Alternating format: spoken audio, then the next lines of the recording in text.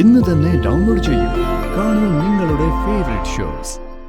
ഇനി നമ്മുടെ കുഞ്ഞിന് വേണ്ടിയുള്ള കാത്തിരിപ്പ്. എന്നെക്കാളും കൂടുതൽ കുഞ്ഞിന്റെ വരവ് കാത്തിരിക്കുന്നത് സച്ചേട്ടനാണെന്ന് എനിക്കറിയാം. അത് ശരിയാ. ഞാൻ നമ്മുടെ കുഞ്ഞിന്റെ വരവ് കാത്തിരിക്കുക.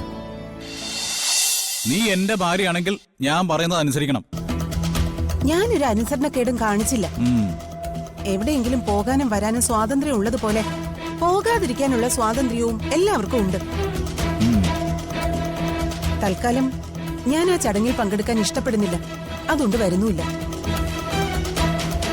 കഴിഞ്ഞ കുറെ ദിവസങ്ങളായിട്ട് ഞാൻ ശ്രദ്ധിക്കുക, അച്ഛനോട് നിനക്ക് എന്താ ഇത്ര വിരോധം?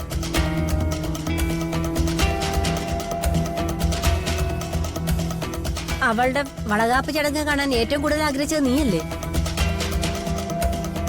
ഇപ്പൊ നീ ഇങ്ങനെ പിന്നോട്ട് മാറാൻ എന്താ പറ്റിയത് എന്താണെന്ന് എനിക്കറിയാം. അത് തീർക്കാനുള്ള വഴിയും അറിയാം.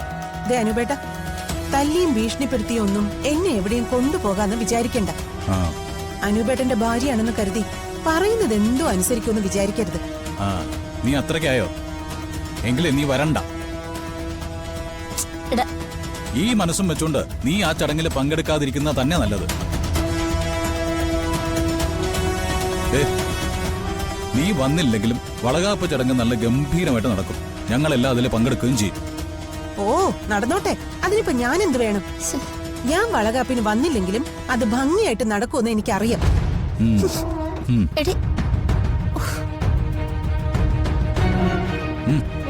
മോള് കഴിക്കും. എന്തുവാടാ ഇത്?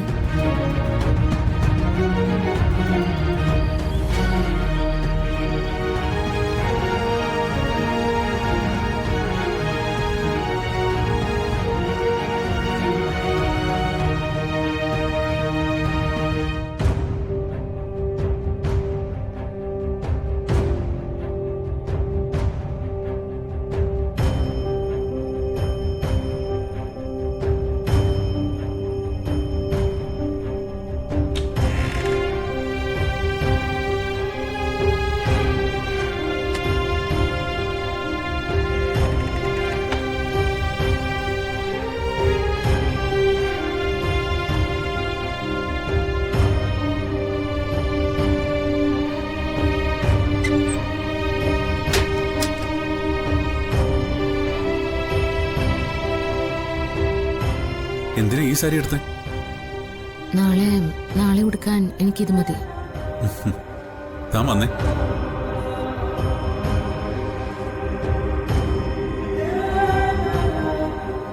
ഈ സാരിക്ക് കുഴപ്പമൊന്നുമില്ല.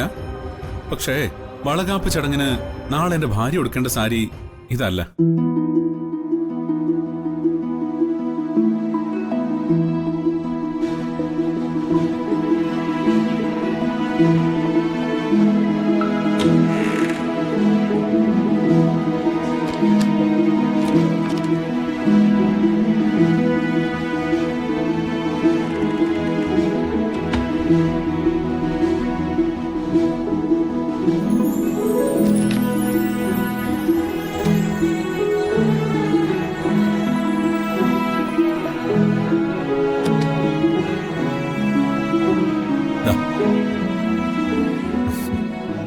വളകാപ്പ് ചടങ്ങിന് തനിക്ക് ഉടുക്കാൻ വേണ്ടി ഞാൻ വാങ്ങിയതാ.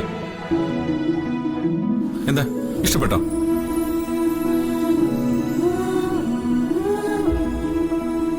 ഈ ലോകത്ത് മറ്റെന്തിനേക്കാളും വലുത് തന്റെ സന്തോഷം. നമ്മുടെ ലൈഫിലെ ഏറ്റവും വിലപിടിച്ച മുഹൂർത്തം നാളത്തേത്. ഈ ചടങ്ങില് ഒരു സാധാരണ സാരി ഉടുത്തല്ല താൻ പങ്കെടുക്കേണ്ടത്. എല്ലാവരുടെ മുന്നില് ഈ സാരി ഉടുത്ത് താൻ മിന്നിത്തിളങ്ങണം.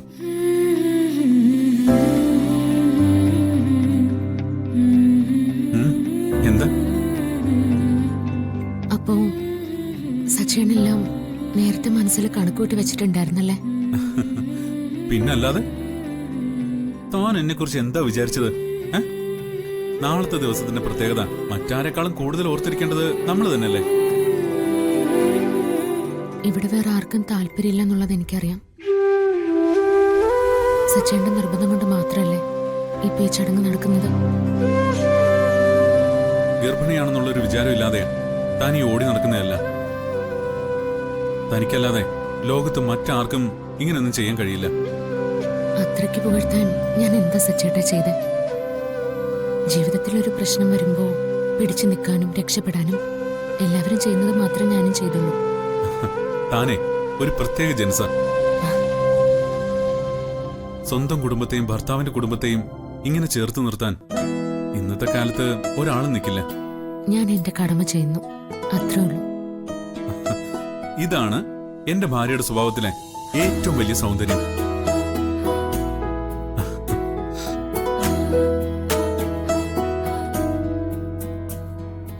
ജീവൻ തന്നെ പണയപ്പെടുത്തി എന്തൊക്കെ ചെയ്താലും താനതൊക്കെ കടമകളാക്കി മാറ്റിക്കളയും. ഇവിടെ ഇരിക്കെ.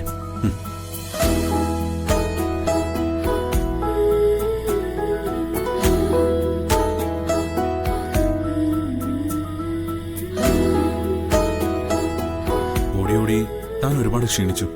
അത് സച്ചേട്ടൻ എന്നോടുള്ള സ്നേഹക്കൂടുതൽ കൊണ്ട് തോന്നുന്നതാ. സന്തോഷവും സ്നേഹവും മാത്രം അനുഭവിക്കേണ്ട ഈ സമയത്ത് കഷ്ടപ്പാടും ടെൻഷനും മാത്രം താൻ അനുഭവിച്ചതല്ല.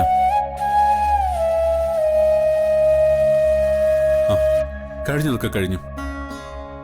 ഞാൻ കുറച്ചു ദിവസത്തേക്ക് ഓഫീസിൽ പോവാതെ തന്റെ കാര്യങ്ങൾ മാത്രം നോക്കി ഇവിടെ ഇരിക്കാൻ പോവാ.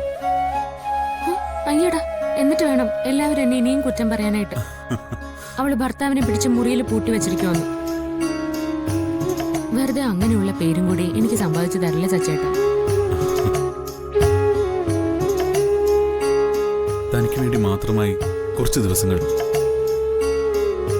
എന്റെ കുഞ്ഞിനെ ഉദരത്തിൽ ചുമക്കുന്ന തനിക്ക് വേണ്ടി ഞാൻ അത്രയെങ്കിലും ചെയ്യണ്ടേ? ഒരു ഭർത്താവ് ഭാര്യ പ്രണയിക്കുന്ന ഏറ്റവും സുന്ദരമായ സമയം പ്രഗ്നൻസി ആണോ? പിന്നല്ലാതെ. നാളത്തെ ചടങ്ങൊന്ന് കഴിയട്ടെ. പ്രഗ്നൻസി പീരീഡിൽ ഒരു ഭർത്താവ് ഭാര്യ നോക്കേണ്ടത് എങ്ങനെയാണെന്ന് ഞാൻ കാണിച്ചു തരാം. എന്റെ ഈശ്വരാ, അപ്പൊ നാളെ മുതൽ ഞാൻ എന്തൊക്കെ കാണേണ്ടി വരും? അതെ, പലതും കാണേണ്ടി വരും. വാ.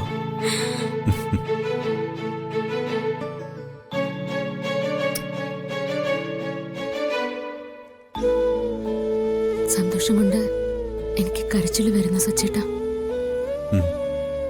എനിക്കും അങ്ങനെയൊക്കെ തോന്നുന്നുണ്ട്. ഇനി നമ്മുടെ കുഞ്ഞിന് വേണ്ടിയുള്ള കാത്തിരിപ്പ.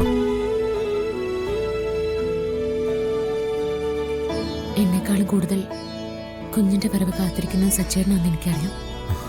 അത് ശരിയാ. ഞാൻ നമ്മുടെ കുഞ്ഞിന്റെ വരവ് കാത്തിരിക്കുക. പക്ഷേ അതിനേക്കാളൊക്കെ കൂടുതൽ ഈ ഭൂമിയിൽ ഞാനിപ്പോ ഏറ്റവും കൂടുതൽ സ്നേഹിക്കുന്നത് തന്നെയാണ്